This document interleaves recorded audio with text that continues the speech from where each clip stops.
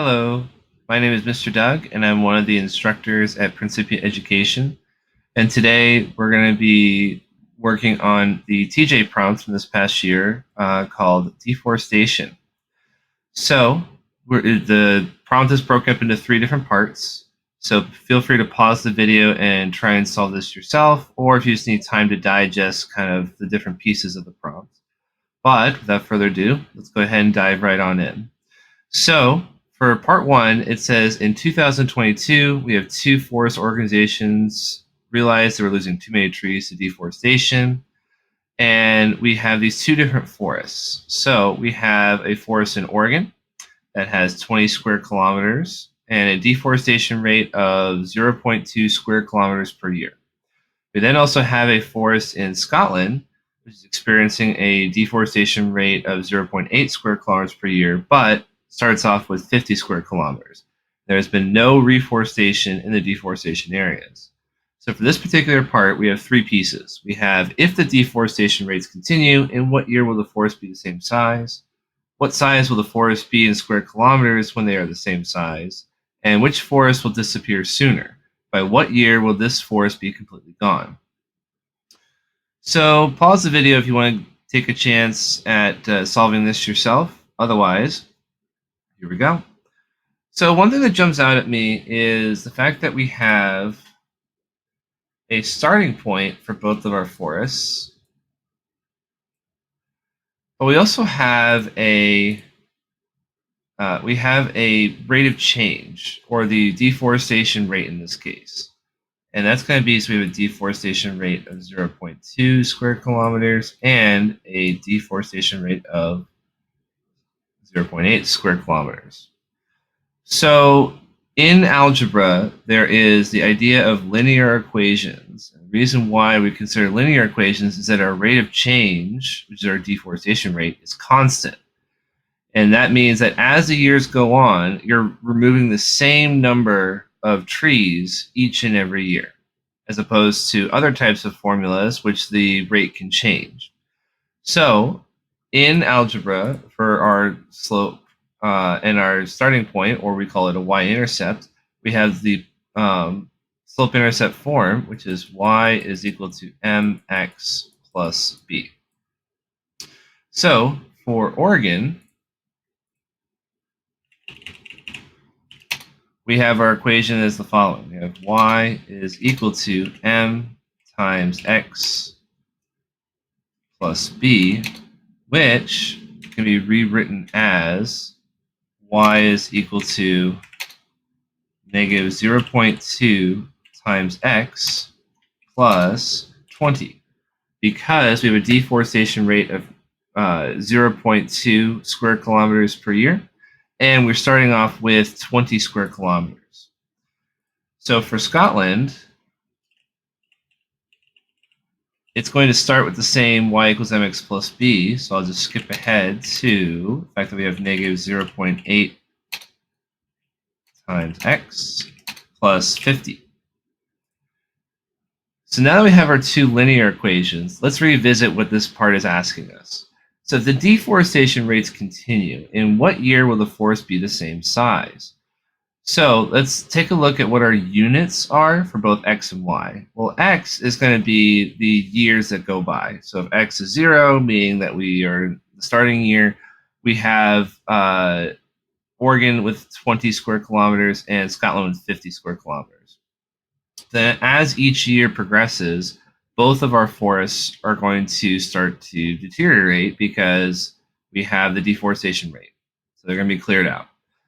If the deforestation rates continue, though, we want them to be the same size. So x really isn't the variable we're looking for. However, y represents how much of the forest is left. If we want the forest to be the exact same size, it turns out we can use a method called substitution, which allows us to plug in the same variable from 2 equations in order to combine them, and then help us solve for a variable that we don't know. But we don't know the exact value of y yet. That's going to be later on. We do know that they have to be the exact same size. So because they're the exact same size, we can actually take our y terms and plug them into each other. So that means these 2 equations can combine to form negative 0.2x plus 20, that comes from the Oregon equation, is equal to negative 0.8x plus 50. That comes from the Scotland forest. But I need to figure out what x is. So I'm going to subtract 20 on both sides because my goal for now is to get all the numbers on one side and all the variables on the other. So this gives us negative 0.2x is equal to negative 0.8x plus 30. And I'm now going to add 0.8x to both sides. So I have 0.6x is equal to 30. So real quick, if you're not as comfortable with decimals, you can always write this as a fraction. So 0.6 is the same thing as 6 over 10 or 3 over 5. That might make it easier because when you multiply both sides by the reciprocal, what you end up with is that our x value is going to be 50. Now remember, when x is 0, that's our starting point. So that's going to be 2022. So the fact that x is 50 doesn't mean we're in year 50. It means it's 50 years after we started. So 2022 plus 50 means that our answer for part A is that in the year 2072, because we have to add that 50, the forests will be the same size. All right, awesome. Now I look at part B. It says, okay, what size will the forest be in square kilometers when they are the same size? So remember earlier that we had to solve for x, because that was what year they were going to be the same size. Well, now we're looking at y to figure out what is the size of the forest for this to work. Well, it turns out that you can pick either of these two equations to plug in our value of 50 in for x, and you'll get the same value for y. Let's go ahead and investigate so you can see what I mean. So for Oregon, we have y is equal to negative 0.2 times 50 plus 20, which means we have negative 10 plus 20, which means we have 10 square kilometers.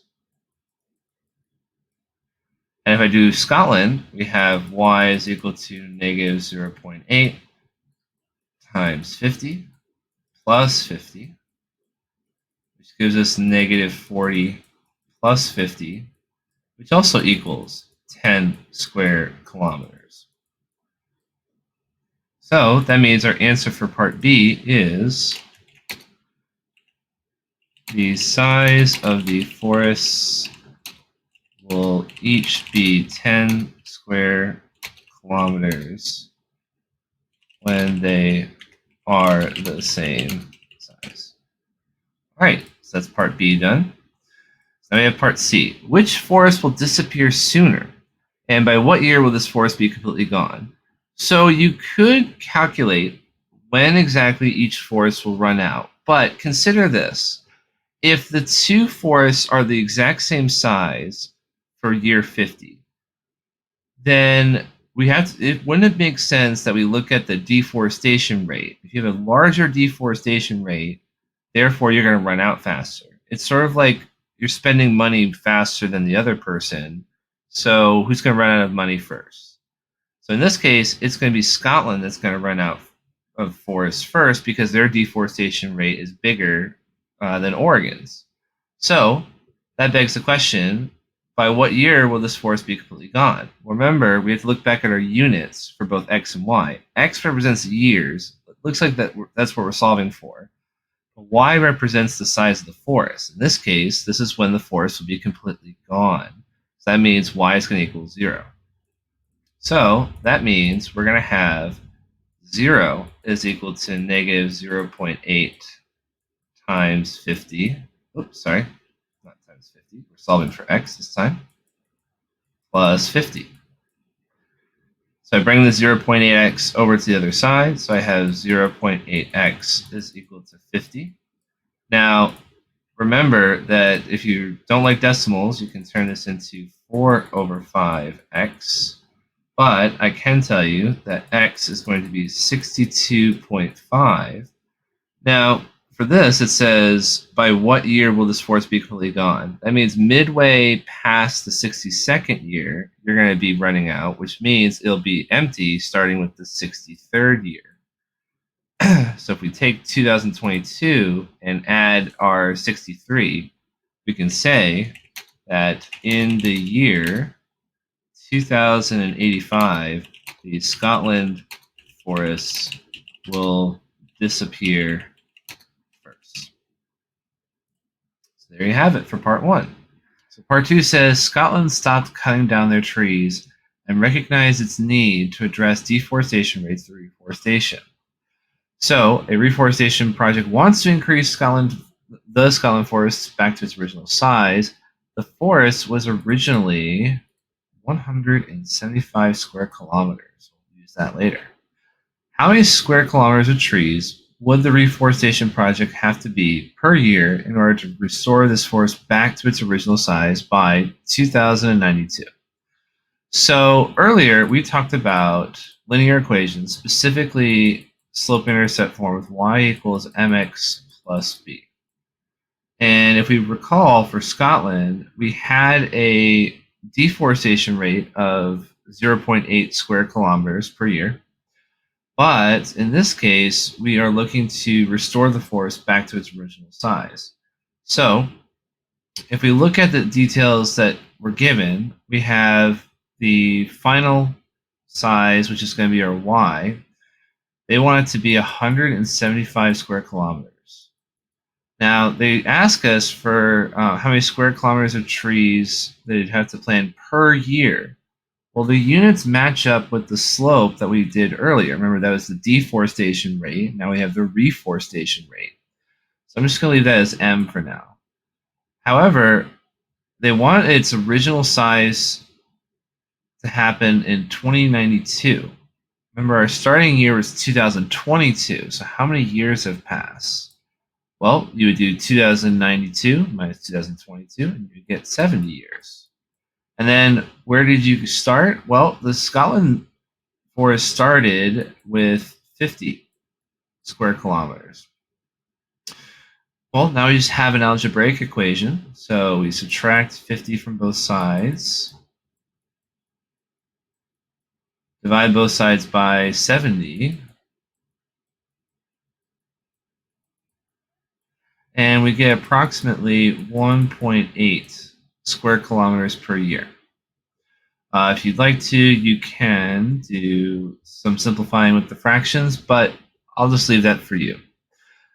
So what will be the net change of the forest in 20 years? So the key phrase here is going to be the term net change. What net change means is that we have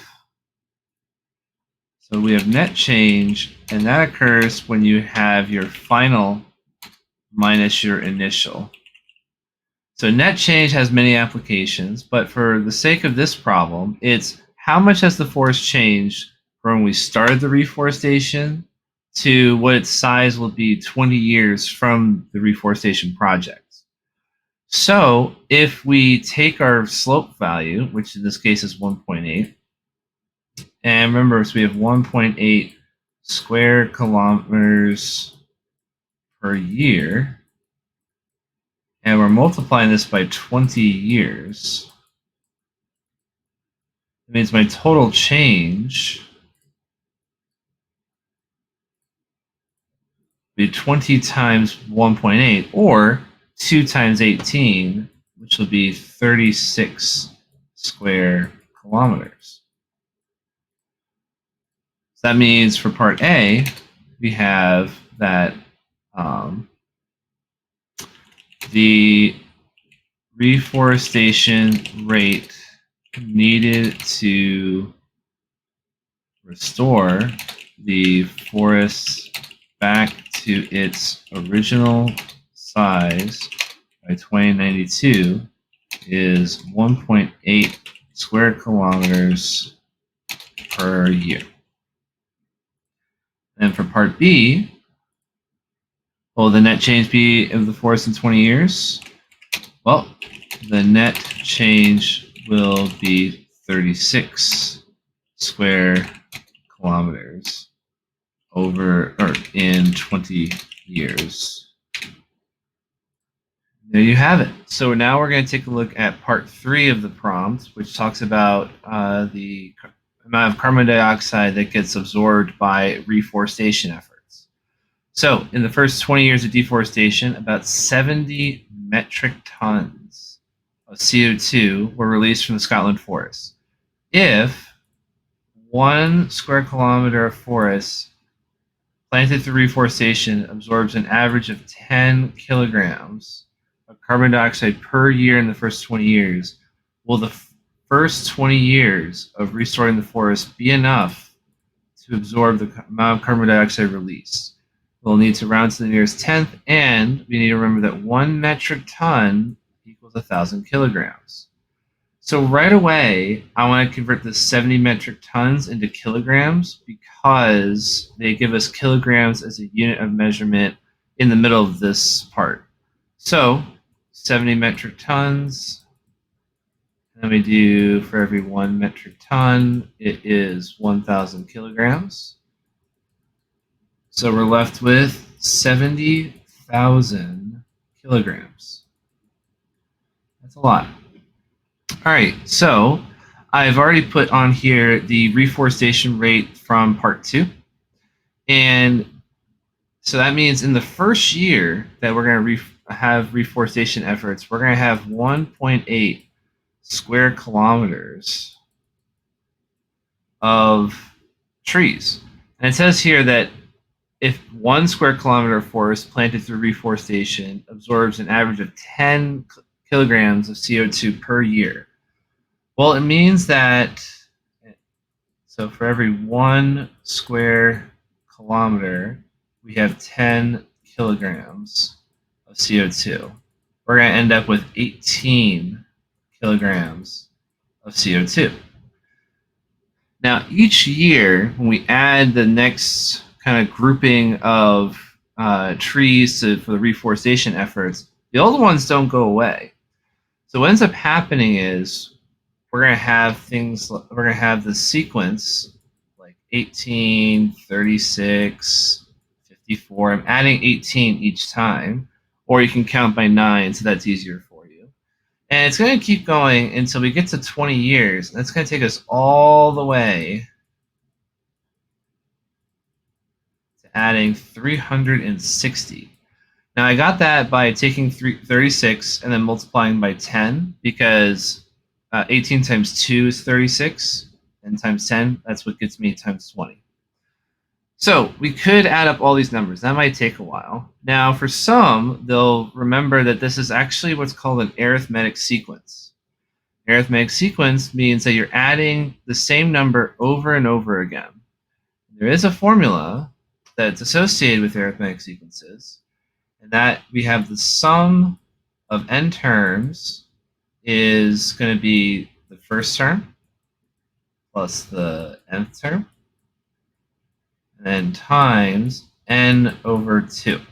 Essentially, you take the first term, the last term, add them together, and then they kind of get paired up.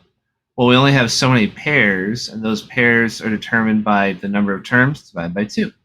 You can use that for, let's say you want to add numbers from 1 to 1,000, 1 to 1,000,000, and so forth, because all of those would be arithmetic sequences. So the first term in our sequence will be 18. The last one would be 360, not 36. And we have 20 years, so I'm going to multiply this by 10. Well, 18 plus 360, that's 378. We multiply this by 10, we get 3,780, which means we'll have 3,780 kilograms absorbed. So, will it be enough to absorb the amount of CO2 release? Not even close when you think about it. So, now that we've solved each and every one of these parts, in terms of critical thinking, is this reasonable? Well, that's where we get to things like, is it reasonable to assume that your deforestation rates are going to be constant? Probably not, because you have weather effects, you have different policies that could happen, which could reduce deforestation, could increase deforestation. There's the reforestation efforts. It could be that since there's a wider area left unattended, that the reforestation could be a lot at first and then slowly gets smaller and smaller. I mean, there's lots of factors that go into something like this. Could be a funding issue. What if the reforestation efforts are not properly funded? So there's a lot of different ways you could approach this prompt, but admittedly, this is one of the more dense prompts that the TJ exam has done. So fitting everything into the 3,700 characters could be a challenge, but I'm glad that you came with me on this adventure as we looked through the prompt together. And like always, thanks for watching.